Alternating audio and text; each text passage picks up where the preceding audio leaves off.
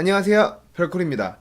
별콜의 책 떠먹여주는 남자에 오신 것을 환영합니다. 책담남 시간이고요. 이번 시간은 지난 시간에 이어서 사피엔스 제1부 인지혁명 중요치 않은 동물 다음에 지식의 나무를 한번 살펴보도록 할게요. 이번 장에서는 도대체 별로 중요치 않은 동물에서 어떻게 인간이 동물의 만물의 영정이 되었는가? 왜 침팬지는 동물원 우리에 살고 있고 우리 사람들은 그거를 보면서 와 신기하다면서 보고 있는가? 어떻게에 대한 이야기를 한번 해볼까 합니다. 사피엔스가 나타난 건 15만 년 전이었어요.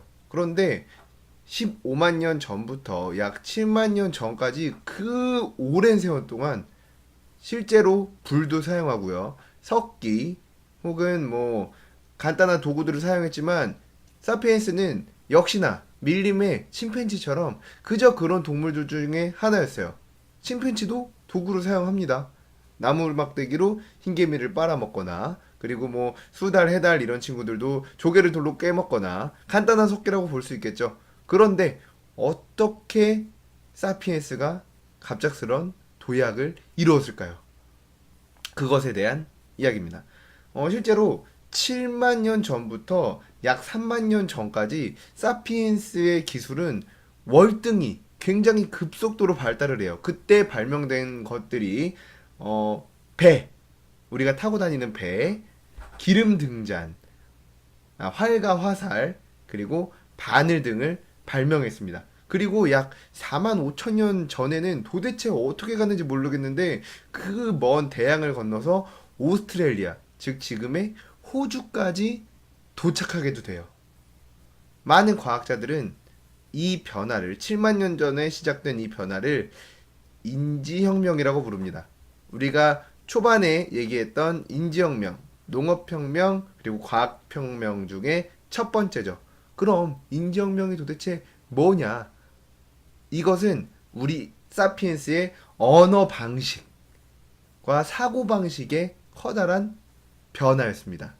이 인지혁명의 원인은 그 돌연변이 때문에 뇌의 배선이 살짝 바뀌면서 나타난 우연이라고 해요.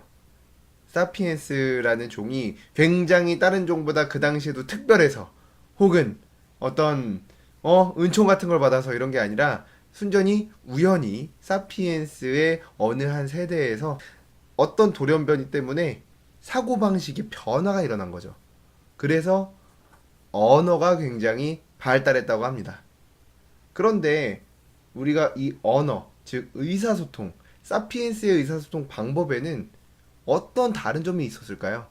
사실 모든 동물이 의사소통을 합니다. 아프리카의 녹색 원숭이는 이 울음의 높낮이에 따라서 사자가 나타났다, 독수리가 나타났다, 이런 세세한 것까지 분화되었다고 합니다. 그래서 그 녹색 원숭이 무리에 우리가 그 울음소리를 녹화해서 사자다! 이 녹음소리를 틀어주면 원숭이들이 막 나무 위로 도망가요.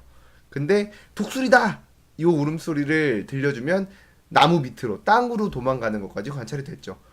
그런데 사피엔스는 당시에 어떤 점이 이 일반 동물들의 의사소통 방법과 달랐을까? 먼저 첫 번째는 유연성이라고 합니다. 말을 많이 만들어낼 수 있게 됐다는 거죠.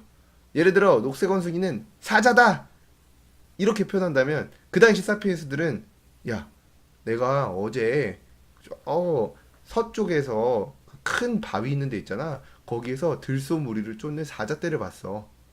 라고 굉장히 구체적으로 정보를 전달할 수 있었다는 거죠. 그러면은 그걸 듣는 사람들은 그러면 사자가 들소무리를 쫓아서 먹었으면 당분간은 이쪽으로 안 넘어오겠구나. 뭐 이런 식으로 이 정보를 활용하는데 굉장히 큰 장점을 가져갔다는 거죠. 두 번째 관점은 우리 언어가 단순히 그냥 수다를 떨기 위해서 재밌는 얘기 하려고 제 칭찬도 했다가 뒷담화도 한번 까봤다가 요럴라고 진화를 했다는 겁니다. 왜? 수다가 뭐길래? 뭐가 그렇게 중요하길래? 중요하다는 거죠. 왜냐면 사피엔스들은 그 당시에 약 4, 50마리씩, 4, 50명씩 무리지어서 생활을 했어요. 그러면 외부의 적보다도 중요한 게 내부의 적이죠. 헉, 제가 믿을만 할까? 얘가 적일까?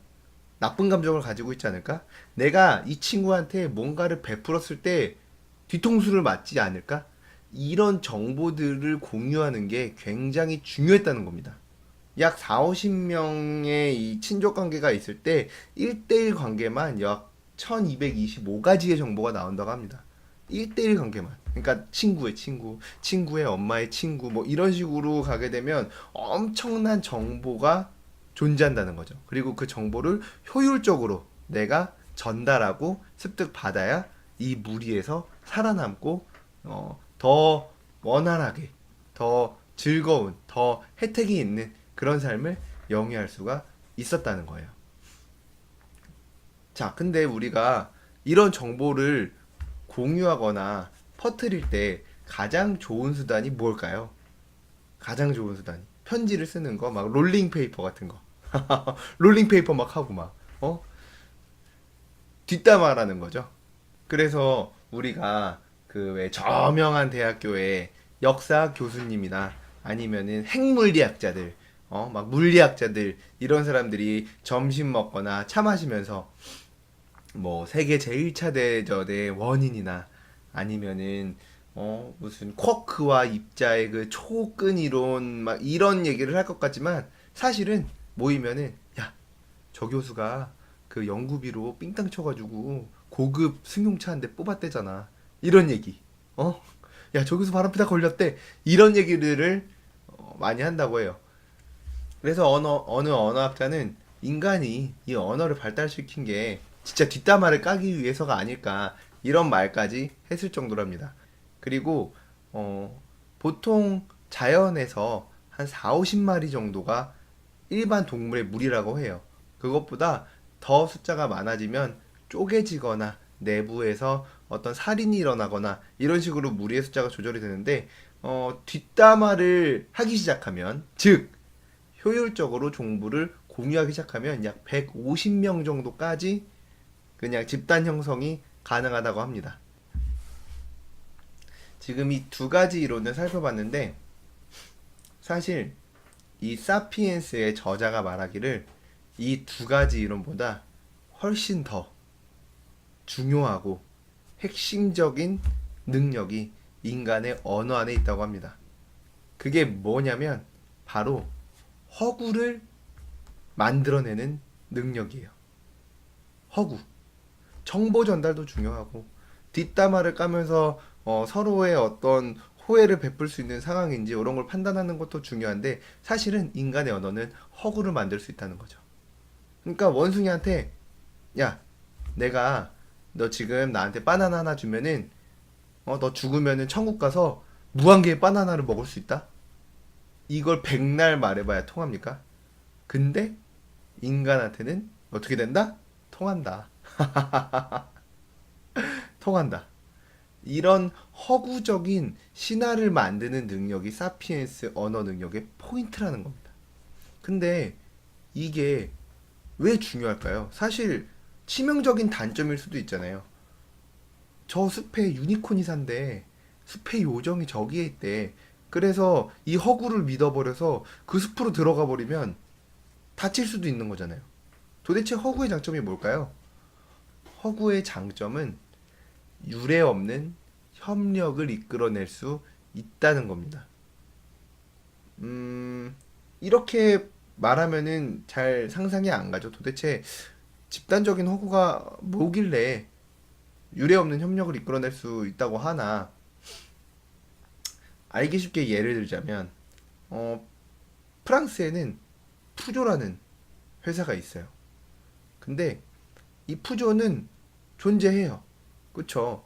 그냥 옆에 가는 사람 붙잡고 저 푸조라는 회사가 존재하는 회사입니까? 그럼 당연하다고 말할 거잖아요. 뭐지? 이러면서 당연하죠. 이렇게 말할 거잖아요. 근데 제가 어느 날 푸조라는 회사가 너무 마음에 안 들어서 푸조라는 회사를 없애기로 마음을 먹었어요. 내가 푸조 없애버릴 거야 아주 그냥. 그래서 공장을 다 불질렀어. 공장이 없어 이제. 차를 못 만들어. 그러면 푸조 회사는 어떻게 됩니까? 아직 존재하죠. 그래? 그럼 내가 푸조 마크가 찍혀있는 차를 다 폐차시켜 버렸어요. 그럼 어떻게 됩니까? 푸조라는 회사는 존재하죠. 그렇다면 내가 푸조 임직원들을 다 납치했어요. 그래도 푸조 회사는 존재합니다. 모든 근로자들을 해고시켜도 푸조라는 회사는 존재해요. 그러면 도대체 푸조라는 회사의 본질은 어디 있는 겁니까? 푸조 회사는 도대체 뭡니까? 불멸의 어떤 존재일까요? 푸조 회사를 해산시키는 방법은 간단하죠. 프랑스의 판사가 법률상으로 푸조를 해산한다 라고 하면 푸조라는 회사는 빵 없어져 버립니다.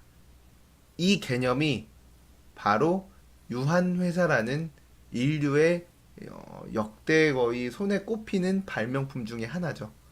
유한회사를 만든다. 법인, 법적인 인간.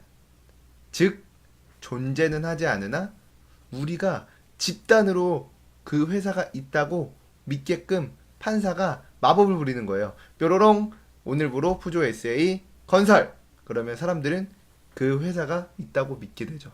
실제로 그런 구조예요. 푸조라는 회사의 본질은 없습니다. 다만 법이 지정한 인간, 법인이 되는 순간 우리 회사, 그 회사가 실제 한다고 믿게 되고 우리는 거기에 가서 일을 하고 그 회사의 브랜드를 믿고 구매를 하고 심지어 그 회사가 돈을 빌려달라고 하면 다른 데에서는 돈을 빌려주고 그 회사가 돈을 갚기도 합니다. 마치 사람처럼요. 이 푸조라는 이름 아래 지금 몇만 명의 근로자가 근무를 하고 몇만 명이 거기에 신뢰를 보내고 있습니까? 이 유례 없는 협력이 일어날 수 있는 게 바로 우리 모두가 푸조라는 사실은 없는 허구를 실제한다고 믿게끔 만들었기 때문이죠. 법률과 판사의 명령으로. 그렇게 지금 이 세상이 굴러가고 있다는 거예요. 수많은 예가 있어요. 회사도 그렇고요. 뭐 구글, 아마존 이런 대기업의 대굴지의 기업들도 마찬가지고요. 국가도 마찬가지고요. 민족도 마찬가지죠. 신화도 마찬가지가 될 수 있어요. 이 공통이 믿는 허구의 신화로 뒷담화 이론에서 임계치가 150명이라고 했었죠. 이 임계치를 훨씬 뛰어넘는 수만 명이 같이 협력을 하고 협조를 할 수 있었다는 겁니다. 이호적 신화의 두 번째 장점은 바로 게놈을 우회해 간다는 거예요. 즉 DNA를 우회해 간다. 이전에는 어떤 생명체의 진화가 이루어져야만 그 생명체의 행동 양식이 바뀌었어요. 쉽게 말해서 우리가 지금 침팬지한테 가서 침팬지들아 너네 지금 저 50명의 무리가 수컷 원숭이 한 명한테 다 복종하고 따르는 건 이건 너무 구시대적이야. 저 수컷 원숭이 쫓아내고 입헌회의를 만들어서 한 10명의 대표자를 선출해서 민주적인 방법으로 무리를 한번 운영해보자 라고 백날 이야기를 해도 그렇지 못하게 된다는 거죠. 침팬지의 생활 양식의 변화가 오려면 어떤 긴 진화적인 시간이 필요해요. 그런데 사피엔스는 이 허구적인 공통의 신화가 상황에 맞아서 잘 바뀌면 행동 양식의 변화가 굉장히 빠르다는 데 있어요. 쉽게 말해서 예를 들면은요. 책에 나오는 예인데요. 만약에 1900년 베를린에서 태어난 사람이 100세까지 장수했다고 생각을 한번 해봅시다. 그녀는 어린 시절을요. 빌헬름 2세의 호헨촐레른 제국에서 보냈고요. 성년기는 바이마르 공화국, 그리고 나치 제3제국, 그리고 공산주의 동독에서 살았고요. 죽을 때는 재통일된 민주주의 독일의 시민으로 죽었습니다.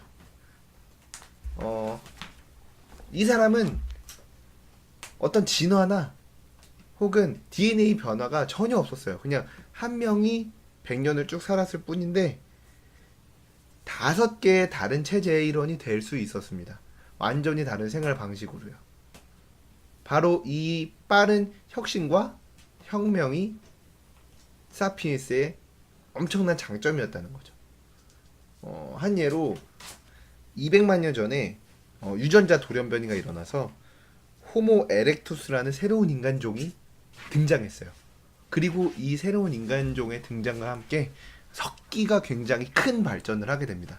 즉, 이 호모 에렉투스의 내선의 변화가 석기를 잘 만드는 쪽으로 돌연변이를 일으켰겠죠. 그런데 약 200만 년 동안 그 석기 제작에 거의 변화가 없었대요. 똑같은 석기만 쓴 거예요. 200만 년 동안이나. 사피엔스의 2000년과 비교해보면 2000년 전에 지금 인간과 지금 현재의 인간은 너무 다른 모습을 살고 있잖아요. 거의 뭐 기술의 발전을 말할 것도 없죠. 그런데 호모 에렉투스라는 종은 인지혁명이 일어나지 않아서인 탓인지 똑같은 수준의 석기 기술을 쭉 유지했다는 거죠. 그래서 바로 이 인지혁명, 우리가 정보를 전달하는 능력, 그리고 서로의 어떤 무리 안에 어떤 사람인지, 이 사람이 믿어도 될지 안 될지, 이런 뒷담화를 까는 능력, 그리고 가장 중요한 허구적인 신화를 만들어낼 수 있는 능력 덕분에 사피엔스는 굉장히 빠르게 변화에 적응하고, 그리고 지금 닥친 문제를 창의적으로 해결해낼 수 있고 유례없는 협력을 했다는 거죠. 네안데르탈인이 50명씩 모여서, 비록 네안데르탈인이 사피엔스보다 몸집도 크고 뇌도 크고 추위에 더 잘 적응하고 피지컬은 좋았겠지만, 이 50명의 네안데르탈인은 공통의 신화를 믿으면서 지쳐들어오는 수백 명의 사피엔스들을 막을 수가 없었다는 거예요. 그리고 비록 네안데르탈인이 한번 막았어, 사피엔스를 멋지게 물리쳤어도 사피엔스는 이 언어 능력 덕분에 그 다음은 어떻게 해결해야 되는지 굉장히 유연하게 사고를 해서 제2차전은 사피엔스의 승리로 몰아갔다는 거죠. 그래서 사피엔스는 생물학에서 역사학으로 이동을 하게 됩니다. 그 이전까지는 어떤 DNA의 변화나 진화, 뭐 이런 게 있어야 우리의 행동 양식이 바뀌고, 그리고 우리의 이 생활 모습이 설명이 됐는데, 인지혁명이 일어난 다음에는 이 생물학에서 역사로 바뀌게 된 거죠. 사피엔스들이 DNA가 어떤 변화가 없어도 역사적인 행동을 시작할 수 있는 계기가 되었다는 겁니다. 여기까지가 지식의 나무, 즉 사피엔스의 인지혁명에 대한 내용이었고요. 다음 장, 아담과 이브가 보낸 어느 날. 아담과 이브가 보낸 어느 날에서는 과연 그러면은 이 7만 년 전에 인지혁명이 일어나던 시기에, 혹은 그 이전에 우리가 흔히 말하는 원시인들은 어떤 삶을 살았는지, 어떤 모습이었는지 마치 타임머신을 타고 돌아간 것처럼 한번 생생하게 구현을 해보는 장입니다. 굉장히 흥미로울 거예요. 그러면은 이번 장은 여기까지 하고요. 마음에 드셨다면 좋아요, 구독 한 번씩 눌러주시고요. 모두들 좋은 밤 되시고요. 3부에서 봅시다. 빠이.